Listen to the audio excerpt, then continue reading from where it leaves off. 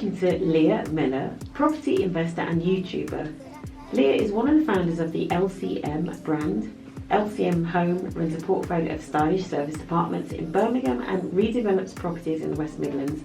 So we're going to be diving into Leah's story of how she created that brand and the lifestyle that aligned with what she really wanted to do. Yeah, and the bit that I'm really excited about, which is how did she find the courage at a time when, I'm going to say young people, and it makes me sound about 90, but at a time when young people are really encouraged to go into really safe jobs, how you found the courage, Leah, to kind of go off and start on your own, and how that feels. Cool. So welcome to the podcast, Leah. Thanks, guys. It's lovely to have you. Thank you. So we're going to kind of start from the beginning, as we want to with all of our guests. So tell us a little bit about kind of the earlier years in terms of like your school and college life, the sorts of things you enjoyed doing, the sorts of subjects, you know, and when you started to maybe think that things could be slightly different. Yeah, so I'd say in school I was always into like science and stuff like that. So I really enjoyed science at GCSE, and then when it was time for me to do my A-levels, I was like, okay, I'm just going to pick science A-levels. And in my head, because I think I was about 15, like 14, 15 when I decided I wanted to get into property.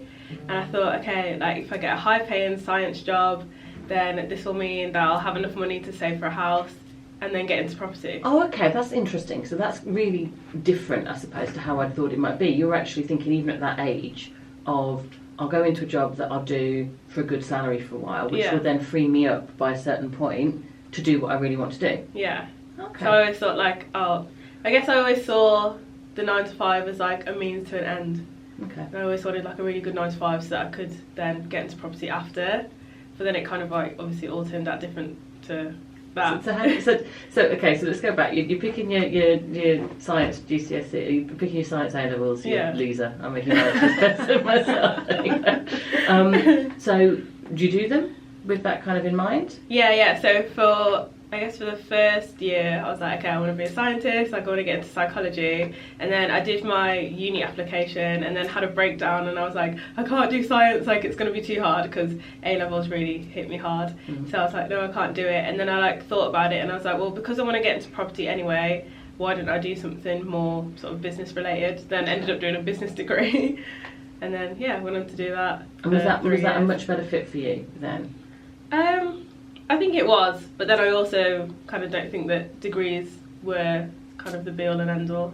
So I think even though business fit well, I don't know, I guess I was kind of killing time a little bit and I just thought like, I'd just go do business because why not? Yeah. Did you, I guess, in terms of as a degree then, do you think that you probably could have gone straight onto what you wanted to do rather than doing a 3-year degree? So tell us a little bit about your degree and what you kind of got out of it.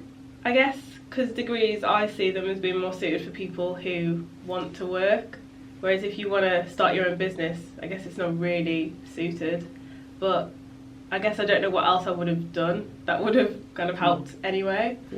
There was a really interesting word you used there, a really interesting phrase, which was kind of filling time.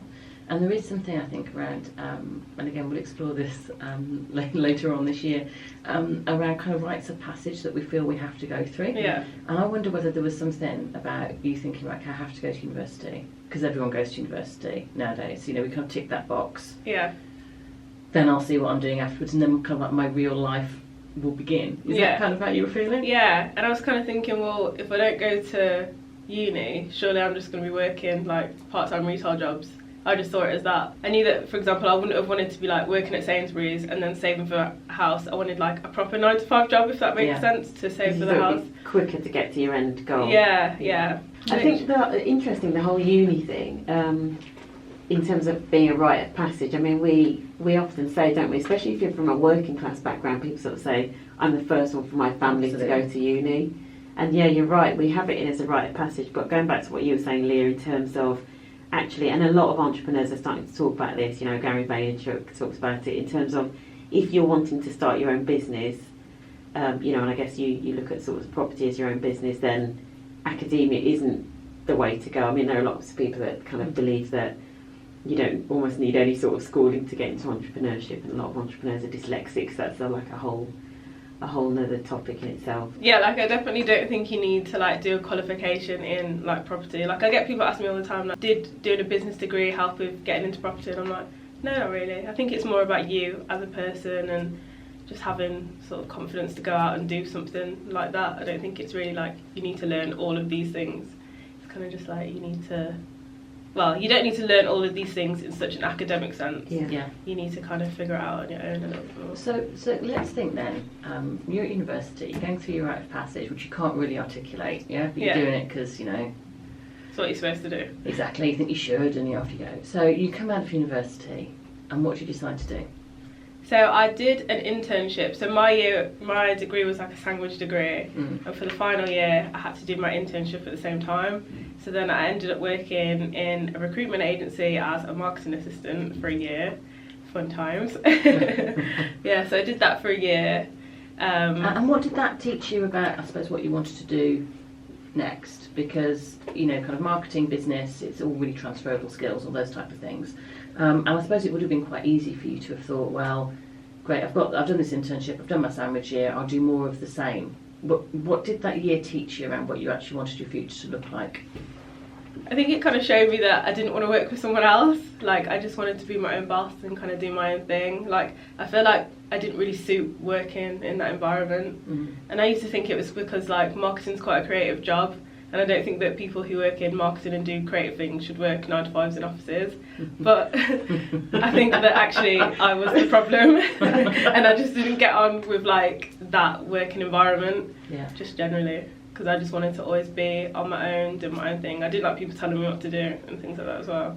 I mean, that's such an interesting one. The whole thing about creatives, the creatives putting them in a 9 to 5 office environment is really interesting. That we could almost do a whole series just on that. Yeah, absolutely. But one thing I really do like, and obviously you and I have talked about this before, is I love the fact that rather than saying this doesn't work for me, therefore I'm going to go and try it somewhere else, and again and again and again and again, which is where I see people waking up age 40 going, why am I doing this job? You did that real kind of soul searching thing. I know you went to another organisation afterwards and had a bit of a test where you said, actually, you know, you said that the issue is me, because I like working on my own, I like being autonomous, I like kind of coming up with my own ideas, I like, you know, having that flexibility that actually for a lot of people is quite frightening. Yeah, definitely. I think for me it was almost like I would rather almost risk like having no money and then like giving something that I really want to do a try than working 9 to 5 and feeling safe, because the fear of doing that for the rest of my life was too much for me to like not get into property and like just go for it like full out. Oh, you see, I love that phrase. So the fear of not doing it was greater than the comfort of being safe in it. Yeah. And I think particularly as we go into the new year, this is exactly the type of stuff that people need to hear, because I think, you know, we all get so frightened. And money is such an interesting one, isn't it? We have got a podcast on money coming up very soon, where I get so deeply uncomfortable. I think I'd rather we talked about like sex, to be honest with you. I was so deeply uncomfortable with it, because it is the last taboo. And I think that piece there, you're saying, actually, you know what, the fear of waking up and never having done what I wanted to do was greater than the fear of actually failing at it. Yeah, which for sure. That's the point where you take the plunge, isn't it? Yeah, definitely. Did that fear, did that sort of grow over time? Because obviously, because you're only 22. Yeah. And I'm almost wondering, as people get older, I think maybe the fear shifts the other way, and the fear of doing the new kind of grows. So I'm wondering for you, you know, was that fear of almost like the discomfort of staying in where you were, was that kind of like growing to the point where you had to then do something different? Yeah, definitely. And I think when I'd look at like the people who are above me, so like the marketing executives, for example, I'd look at them and I'd be like, well, that will be you in however many years' time if you just carry on going. I'll just be sat working, doing admin, marketing work. Like, that's just what I'll do, unless I get off this sort of train. You see, that's the thing, Leah, I think you really bring up. I know, as I said, we've had conversations around this before. I love the fact that it wasn't just there's something I really want to do. There was also something of there's something I really don't want to do. Yeah, you know, definitely. And rather than thinking this is a failure, you know, you actually thought, fantastic, it's shown me what I really. Sometimes when we see what we don't want, it really helps us to understand exactly what we do want. Yeah. But in this society, we tag things as, oh, it didn't work, therefore it isn't, you know, it didn't work out how I wanted it to. Well, actually, it worked perfectly because it gave you the fuel, didn't it, to go and do this amazing new venture, which we'll talk a little bit about now. Absolutely. So you're starting to figure out what it is that you do want to do, which, I mean, you mentioned that you were interested in property from like sort of 14, 15, etc. So how did you make that shift from then like those marketing roles into doing what you're now doing? What did that look like? Tell us a little bit about the journey. So I'd sort of, well, when I was coming to the end of my internship, I'd sort of been looking at like how I could get into property if I didn't have like that much money, because obviously I was only like 21, I didn't have any savings at all. Like I just was like, okay, I need to find a way to do it that's going to be a bit more creative. And then I sort of like researched around, found a few courses and things like that, and then went on the courses. And then, I mean, I think because we wanted to just get started really quickly, as soon as we had like our first deal, I was like, okay, I'm going to leave. And I just like sort of took the risk of like, if the money comes in, then that's great and I don't have to go back to work. But if not, then at least I've tried something that I really wanted to do. So yeah, and I just knew that by not working, I'd have more time to work on property anyway. So it was kind of just like, well, I'm leaving to do something that I really want to do. And it's like, even though I could potentially miss out on the money, I've kind of got back the time that I wouldn't have had from working. Yeah, that's such a fascinating thing. So you think money is, the wages that people pay is literally the time. That's what they're paying you for. And it's a really interesting thing to start saying, actually, which is more important to me. Yeah. That money or that time. Yeah. So we will be putting loads of links on, and I don't want this to become like a massive property thing. So I know you do so many kind of property tutorials now and kind of support people through that journey. Yeah. But tell me what it is that you love so much about property, because there's different elements to it, isn't there? There's kind of obviously the rental, there's the buying, there's the kind of selling. Tell me about the bits that you really enjoy and why you love them so much. I think just like the whole transformation process, and actually just like, so we've done like a refurb recently and the property was so old and gross, and I just think like the actual process of taking that old gross property to something that someone really wants to live in and seeing how excited they are to live there and how much they enjoy it is like really rewarding, like for sure.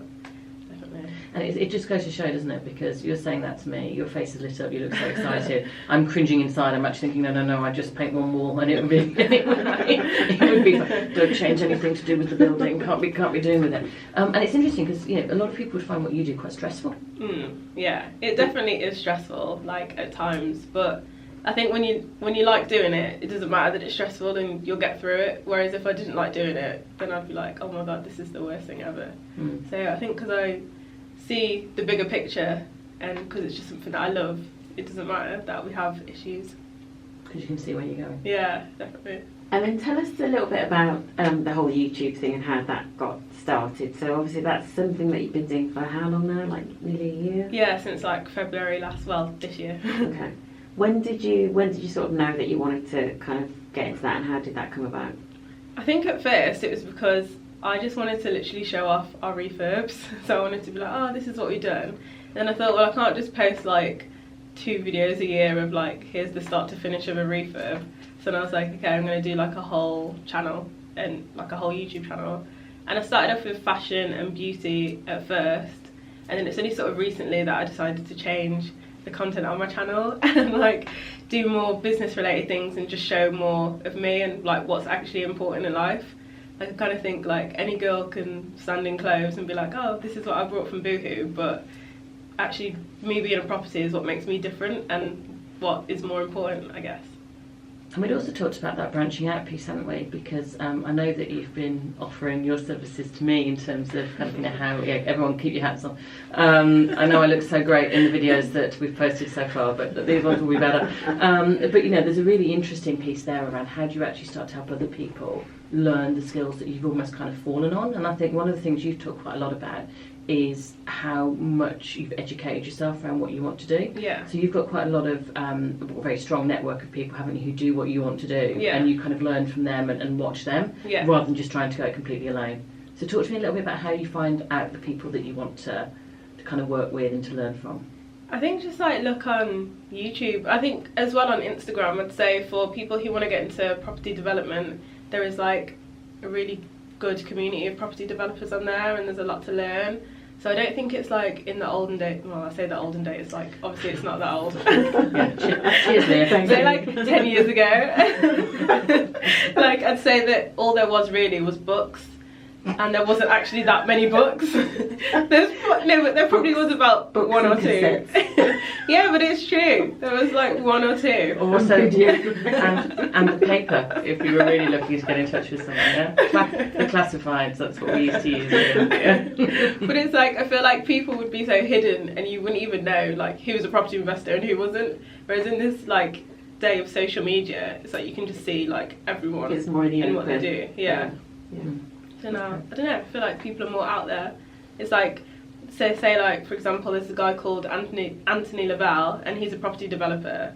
He's doing like massive deals, and it's like I feel like 5 years ago I wouldn't have known he existed as a property investor. Whereas now it's just like, oh, I can like see literally everything that he's doing. And it's quite easy to connect with them through social media as well. Yeah. I guess. Definitely. Much more open. So how do you overcome, sorry, I'm fascinated, as you can tell. You know, one of the things we talked about was on your YouTube video, you know, really being open and honest about things that work brilliantly and things that haven't worked so well. Yeah. And I have a theory that in Britain we really love it when people kind of fail and talk about it. So how have you found the kind of courage to come out and talk about things that are going really well? And has there been any backlash from that for you? Yeah, there's been a little bit of backlash like now and then, but I just kind of have to ignore it. I'm just like I had like basically a bit of hate in this like one Facebook group, and I just have to really ignore it and just pretend that it's not happening and just focus on the bigger picture. And I think I get so many messages of people being like, oh my god, like you're doing so well. So I just kind of like focus on that and not on like the negative things that people are saying about me. Yeah. Because you just kind of you've got to get over it, otherwise you wouldn't be putting yourself out there. Like you need to put yourself out there, so you kind of have to get over it. Yeah. I guess that definitely comes with the territory in terms of the whole YouTube thing. Yeah. Because you know that is part and parcel, isn't it, of what they do, the YouTubers. So yeah, in terms of how you kind of remain strong. I know that, for example, with some YouTubers, they just don't read, or some of them just don't read any of their comments at all, do they? Yeah, and you can like block certain words like that people say. So like someone said to me the other day like, oh you're so dumb, so then I just like deleted the comment and then blocked the word dumb. So if someone goes to call me dumb I can't see it. But I just think like for your own mental health, why would you let someone say that to you anyway? So like if they said it to me in person, which they never would obviously, but if they said it to me in person we'd have a full argument. But why is it that online it's okay for you to sit there and call me dumb? So it's like, well, no, it's not happening. Yeah. I really like the fact that you offer so much back. I think, you know, I've seen, and we'll be giving all the details of all your social media channels, you know, I've seen some of the really kind of positive and supportive and helpful remarks that you've given to help other people. And I think one thing that's lovely about the community that you're part of is it seems to be everybody kind of wants to help each other, and you kind of learn from each other and grow in that way, rather than your success isn't someone else's failure. Yeah. Which is how I often think we position it. Yeah. So I have seen you giving back to kind of, you know, kind of giving advice to people who are trying to get onto this route and really kind of trying to step on up in the same way that people step down to kind of help you. Yeah, definitely. I think it's just important to be able to give people honest advice as well, and just, I guess I'm trying to be someone who I wanted to see, so I'm just helping other people in that way. So yeah, just giving my honest advice and feedback. Thinking then about sort of next year, well, and 2020, so we're nearly at the start of a new year. Yeah. And you know, people are doing things like setting New Year's resolutions and vision boards and all of that sort of thing. So vision boards, tell us, because I know you've got an amazing vision board. Tell us a little bit about that and the process that you're going through to kind of achieving the things on your vision board. Yeah, so I just kind of like thought about what I wanted and things that were big goals but that were still realistic. So it's kind of like there's no way that it couldn't happen kind of thing. And they all kind of tie in with each other. So like all my work or like LCM home goals, I guess, they all kind of work well with each other. So that was really important to me. I feel like I didn't want to have just like random goals that had like no relation to each other. I've put things on there like getting a new car, and then I've put like a picture of like an Instagram model because I'm like, oh, my body like hers. Because that is still something, I don't know, I guess that's just like my personal life. Well, we'll do a whole other series on the whole of Instagram and the unattainable body goals, yes. But she's an actual fitness blogger, she's not like a surgery girl, so I think it's different. But then what I'm trying to do like lately is break it down into like 3 months and then set in like month by month targets to get everything. So I've put on my vision board like buy a car, buy a pub and 2 offices. So I feel like I've had to break that down into what can I do within the next 3 months to achieve those goals, because obviously I can't just do that all next week. So I've had to like break it down and say, okay, I can do this to like help me get closer to that goal, and I can do this. Yeah, that's kind of how I'm breaking it down. And just to clarify, in terms of buying a pub, so you're not actually thinking of starting to run a pub, this is to develop, I assume? Oh my god, no, I could never run a pub. I honestly thought you said pug, so I thought you meant like a dog, and I was like, I can't see you with a dog here. So I suppose before we kind of almost close and think about, you know, all the channels that we'll share with everybody that you're on, I suppose my last question for you is, do you miss the 9 to 5? Oh my god, no, definitely not. I feel like there's not even anything to miss. I don't even miss one aspect of it. And like, I don't know, like, even through the bad times, I'm just like, I'd rather be doing this than working 9 to 5. Like, I just couldn't go back, like, ever. Great, I don't think you're going to have to. Good. Okay, no, I think that's everything. I think we're good. Yeah, we're so good. if people want to find you then on Instagram or on YouTube, Social media. where do they find you? Okay, let me do Instagram first. So it's Leah_Miller, and then LCM Home is _LCM Home, and then my YouTube channel is just Leah Miller. Fantastic, and we'll share all of those links out as well. So please do check out some of Leah's videos. You know, despite her being so young and so beautiful, and therefore automatically, you